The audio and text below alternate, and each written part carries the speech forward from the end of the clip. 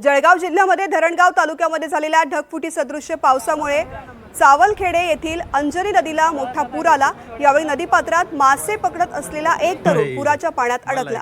जीव वाचवण्यासाठी त्याने नदीमधील एका झाडावरती चढून आश्रय घेतला। गेल्या 5 तासांपासून हा तरुण झाडावरतीच अडकलेला आहे। प्रशासन आणि स्थानिक नागरिकांनी त्याला सुरक्षित बाहेर काढण्याकरता अनेक प्रयत्न केले, मात्र नदीचा प्रचंड प्रवाह आणि वाढलेली पाण्याची पातळी यामुळे बचाव कार्यात अद्याप यश आलेलं नाहीये।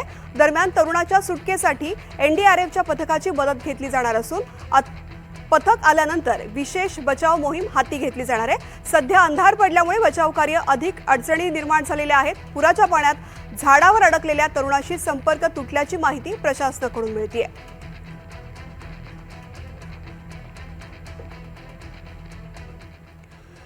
जळगाव शहरामध्ये झालेल्या मुसळधार पावसामुळे अनेक भाग जलमय झालेत। त्याचा फटका थेट वरिष्ठ प्रशासकीय अधिकाऱ्यांच्या निवासस्थानाच्या परिसरालाही बसलेला आहे। आकाशवाणी चौक ते काव्य रत्नावली चौक दरम्यान असलेल्या निवासस्थान परिसरामध्ये तसेच रस्त्यांवरती मोठ्या प्रमाणात पाणी साचल्यामुळे नागरिक आणि वाहन चालकांना अडचणींचा सामना करावा लागतोय।